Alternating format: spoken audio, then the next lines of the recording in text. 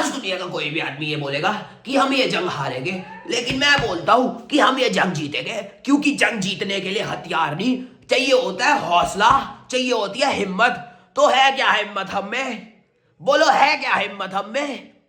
है साहब जी, है क्या हिम्मत हम में? है साहब जी। ना ही कोई प्लान था और मेरा मन तो बिल्कुल नहीं था, पर मैं फिर भी बॉर्डर 2 देख आया। और मूवी देखने के बाद मुझे ये चीज समझ नहीं आ रही कि इस मूवी की मार्केटिंग जेन्युइनली खराब थी या फिर इस मूवी को एज अ मीम मेला बेट करके ऑडियंस को रियलिटी चेक देने का इरादा था मेकर्स का कि भाई डोंट जज a book by its cover. But कुछ भी बोलो, इतना जरूर समझ आता है that is right to be wrong sometimes, क्योंकि काम तो किया गया है मूवी पर, मेहनत भी दिखती है और हमें ये भी समझ आता है कि फ्रेंचाइज की दोनों मूवीज के बीच लगभग 3 डेकेड्स का गैप क्यों है। ट्रेलर से इतना तो समझ आ ही जाता है कि ये मूवी भी वही एग्जिस्टिंग वॉर टेम्पलेट को फॉलो करेगी, जहां पर पहले प्रॉब्लम इंट्रोड्यूस होगी, then the characters, then the story revolving around those characters, and then how a war movie goes on further. But ये मूवी उससे कहीं कुछ आगे निकली, क्योंकि मूवी स्टार्ट ही सनी पाजी के धमाकेदार एंट्री के साथ होती है एंड लिटरल धमाका होता है। फिर उसके बाद हमारे तीनों न्यू कैरेक्टर्स इंट्रोड्यूस होते हैं, जहाँ पे हमें दिखते हैं वीडी, हमें दिखते हैं दिलजीत भाई और हमें दिखते हैं जूनियर शेट्टी। ये तीनों के तीनों होते हैं नेशनल वॉर एकेडमी में बैचमेट्स और सनी पाजी होते हैं इनके मेंटोर। अब इस पूरे सीक्वेंस में हमें ये दिखाया जाता है कि इन तीनों के बीच का रिलेशन कैसे इवॉल्व होता है, कैसे ये अननोन से नोन बनते हैं, नोन से दोस्त बनते हैं, दोस्त से भाई बनते हैं। और ये पूरा का पूरा पार्ट डिसेंटली एंजॉयबल होता है, ऑल थैंक्स टू दिलजीत भाई की मस्करी, उनका अपना पंजाबी सिनेमा वाला रीजनल टच। पंजाबी आ गया कचीला। उसके बाद ये मूवी एक इमोशनल टर्न लेती है, जहां पर ऑडियंस को पूरा का पूरा एक इमोशन से भरा हुआ बफे मिलता है फिल्म से। हर एक कैरेक्टर की पर्सनल स्टोरी डेवलप होती है, उनके आसपास के कैरेक्टर्स की स्टोरी भी बिल्डअप होने लगती है। We get to see the family of the leads and how they are interconnected with whole continuity. अच्छा, ये सब करते कराते अब जो मूवी है वो फर्स्ट हाफ तक पहुंचने लगती है और फिर हमें दिखता है कि वॉर की टेंशन कैसे एस्टैब्लिश हो चुकी है। The soldiers are called upon to their duty, उनकी छुट्टी कैंसिल हो गई है, जिसकी वजह से उस पूरे पार्ट में मूवी के अंदर ग्लूमीनेस सी हो जाती है, which can be extremely felt by the audience. अब तुम्हारा मुझे पता नहीं कि तुम्हें फील हो या ना हो, बट मुझे बहुत फील हुई। मे बी मेरा इमोशनल क्वेश्चन शायद थोड़ा बढ़ चुका है। जंग की शुरुआत हो चुकी है, छुट्टी कैंसिल हो गई है, माँ का बुलावा आया है, सरहद पे जाना होगा देश की रक्षा करने के लिए। हमारे फौजी तो इस इरादे से अपने घरों से निकल पड़ते हैं, पर वो पीछे छोड़ जाते हैं मायूसी और खालीपन अपने घर वालों के मन के अंदर। लेकिन जो ये मूवी है इतना ख्याल ज़रूर रखती है कि कोई भी फीलिंग देशभक्ति से ऊपर ना जा सके, इसलिए एंड में हमें देखने को मिलता है 15 कुछ मिनट का एक well executed, well planned action sequence, जो देखने में बहुत मज़ा आता है। इतना वेल एग्जीक्यूटेड लगता है कि ऐसा लगता है किसी मल्टीप्लेयर गेम से उठाया गया है। और जैसे ही फर्स्ट हाफ हमारा स्टार्ट हुआ था, वैसे ही वो एंड होता है सन्नी पाजी के साथ और उनके 2.5 किलो के डायलॉग के साथ। ओए, तुम क्या हमें मारोगे? तुम्हारे यहाँ जितने लोग नहीं जितने हमारे ईद पे बकरे कट जाते हैं। हिंदुस्तान जिंदाबाद। तो अगर बात की जाए सेकेंड हाफ की स्टार्ट की, तो वो मेरे ख्याल से वो पूरा का पूरा सीन फर्स्ट हाफ के अंदर ही आना चाहिए था, क्योंकि उसके अंदर हमें सनी पाजी के कैरेक्टर का बैकग्राउंड देखने को मिलता है। बट चलो ठीक है, इंटरवल थोड़ा लंबा जा रहा हो उसके लिए आगे पीछे कर दिया हो, अंडरस्टैंडेबल है। फिर उसके बाद हमें दिखाया जाता है स्टोरी में कॉन्टिन्यूएंस की क्या चल रहा है। तो हमारे जो मेन कैरेक्टर्स है वो अपने अपने वॉर फ्रंट्स पे पहुंचते हैं, सिचुएशन संभालते हैं कि भाई कैसे सब कुछ टैकल करना है। वहाँ पे मॉल थोड़ा ओके करते हैं और इस मोमेंट में हमें दिखाया जाता है कि पाकिस्तानी आर्मी कितनी छुई मुई सी है। वो सीन थोड़ा मज़ेदार है, देखने में मज़ा आएगा। उसके बाद तैयारियां चली रही होती है कि पाकिस्तानी आर्मीज एयर स्ट्राइक करवा देती है हर जगह पर, जिसकी वजह से सिचुएशन और एम्पलीफाई हो जाती है वॉर की।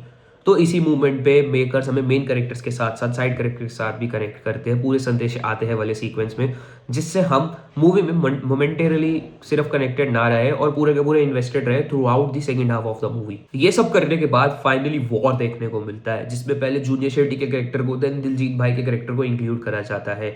इनके कैरेक्टर्स को एक टेम्परेरी रिवाइवल दिया जाता है, उसमें दिखाते हैं कि भाई वो कैसे अटैक की सिचुएशंस को टैकल कर रहे हैं और कैसे दुश्मन को पलटवार दे रहे हैं, और फिर एक फाइनल एंडिंग दे दी जाती है। अब मुझे ये नहीं पता कि जो हमारे रियल वॉर हीरोज थे जिन पे इन दोनों के कैरेक्टर्स इंस्पायर्ड है, वो मार्टियरडम को अचीव कैसे कर पाए, बट बात ऐसी है कि इनके कैरेक्टर्स को देख के तुम्हें भी लगेगा कि ये एक बेटर क्लोजर मिल सकता था इनके कैरेक्टर्स को। देन इसके बाद सनी पाजी और वीडी के वॉर सीक्वेंसेस पैरेलल चल रहे होते हैं, जिसमें सनी पाजी के थोड़े से ओवर सेलिंग लगते हैं और वीडी वाले ओके ओके टाइप्स लगते हैं।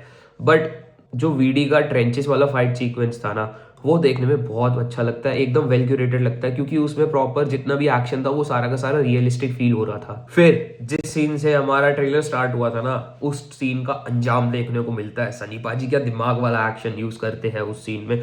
और उसके बाद एक सीन होता है जिसमें वीडी के कैरेक्टर का दिखाया जाता है that he severely wounded rushing towards his home. उस सीन से हमें पूरे के पूरे कैरेक्टर का रिवाइवल देखने को मिलता है, which happens to be very emotional, very empowering. तो ये सब हो जाता है और फिर उसके बाद वीडी और सनी पाजी के कैरेक्टर साथ आते हैं और पाकिस्तानी आर्मी को बताते हैं कि बेटे, किसान को खोदना और बाप को नहीं सिखाया जाता। और फिर जैसे बॉर्डर एंड हुई थी ना, वैसे ही बॉर्डर टू एंड होती है, मार्टियर्स को होमेज देखते हुए, डिसीड्स लोगों की फैमिलीज दिखाते हुए, कैसे वहाँ पे mourning as well as pride का एटमॉस्फेयर है। बहुत अच्छा लगता है देखने में। और फिर उसके बाद ये मूवी एंड करती है एक बहुत ही प्यारे और नॉस्टैल्जिक नोट पर, जिसमें ऑडियंस जो है बॉर्डर 2 तो देख ही रही होती है, पर वो बॉर्डर 1 के फ्लैशबैक्स में चली जाती है। इतना प्यारा सीन होता है वो। बात की जाए कैरेक्टर्स की, तो सनी पाजी बीइंग सनी पाजी, वो ओवरसेल भी कर रहे थे तो ओवरसेल होता हुआ नहीं लग रहा था। वो एकदम डायलॉग एकदम पॉइंट टू पॉइंट दे रहे थे, इतनी मजेदार डायलॉग डिलीवरी की गूज बम्स आ रहे थे। और फिर उसके बाद उनकी वही आइकॉनिक वॉक देख के तो मजा आ रहा था। देन वीडी का कैरेक्टर, वीडी ने जेन्युइनली बहुत ही अच्छा काम करा है। मुझे पर्सनली बहुत कनेक्टेड फील हुआ उनके कैरेक्टर से।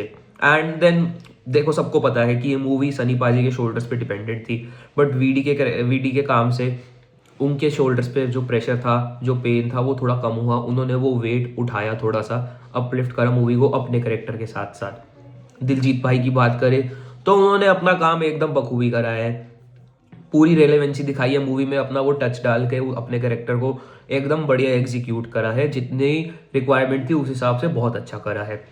जूनियर शेट्टी के कैरेक्टर की बात करें तो एज एक्सपेक्टेड मुझे वो as character and as actor दोनों फील नहीं हुए। क्यों?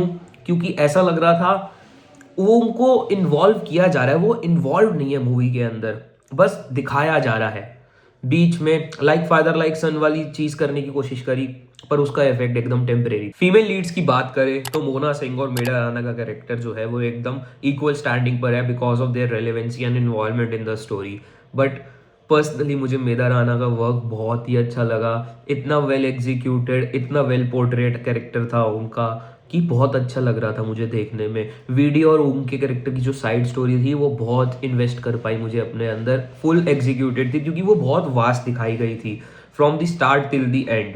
बहुत ही अच्छे लगा उन दोनों की इस केमिस्ट्री का मेरे को जो मिक्सचर था। और मेधा राणा तो अलग से मेरे को ऑलरेडी बहुत अच्छी लगती है। देन बात करें सोनम बाजवा के कैरेक्टर की, जितनी ज़रूरत थी उतना काम बखूबी करा है, जितनी रेलेवेंसी थी ठीक ठाक काम करा, अच्छा काम करा, सही काम था। प्रॉब्लम कहाँ आती है तुम्हें पता है? आन्या सिंह के कैरेक्टर से। वेस्टेड पोटेंशियल यार, लिटरली वेस्टेड पोटेंशियल। मतलब जितनी स्क्रीन प्रेजेंस ट्रेलर में थी ना, उससे भी कम स्क्रीन प्रेजेंस थी यार मूवी के अंदर। मतलब 2 सीन दिखाए बस, सिर्फ 2 scene. How it can be done to a actor? इतना अच्छा काम करा बैड्स ऑफ बॉलीवुड में, और फिर उसके बाद ऐसा कैरेक्टर देना जिसमें एकदम वेस्टेड पोटेंशियल लगे हमारा एक्टर, तो that's not right to someone. Conclude करूँ तो बॉर्डर 2 इमर्स थी, बहुत इमर्सिव थी, मेहनत दिख रही थी अच्छे से। ऑब्वियसली इस बार जो मेकर्स थे उन्होंने इतना ध्यान में रखा कि नई ऑडियंस को कैप्चर कर पाए, क्योंकि उन्हें पता था कि पुरानी ऑडियंस पक्का देखने आएगी बॉर्डर 1 वाली जो थी इस मूवी को। न्यू जनरेशन, न्यू ऑडियंस को बुलाने का ये पूरा अच्छा काम था, बहुत अच्छे से हुआ। बट काम और हो सकता था शायद इस मूवी पर, और अच्छी बन सकती थी। अब सबको पता है कि जो सीक्वल आया था ये कमर्शियल पर्पसेस के लिए आया था, बट सिर्फ कमर्शियलाइजिंग पे ध्यान नहीं दिया गया, सिनेमा के हिसाब से भी इस मूवी को बनाया गया था। क्योंकि भाई ऑब्वियसली वो नेशनल हॉलिडे मूवी कलेक्शन में भी तो डालना है ना इस मूवी को एक परफेक्ट प्लेस पर। सिंपल सी बात है, अगर तुम्हें नए तरीके से पेट्रियोटिज्म की फीलिंग को एंजॉय करना है, फील करना है, बहुत अच्छी चॉइस है ये मूवी उस चीज़ को करने के लिए। बाकी सेम तरीके से पेट्रियोटिज्म को एंजॉय करना है तो डिस्क्रिप्शन के अंदर अच्छी वाली लिस्टेड है सारी की सारी, उनको जाके देखना है, एंजॉय करना। बाकी बने रहना, क्योंकि बातें तो अभी बाकी है मेरे दोस्त।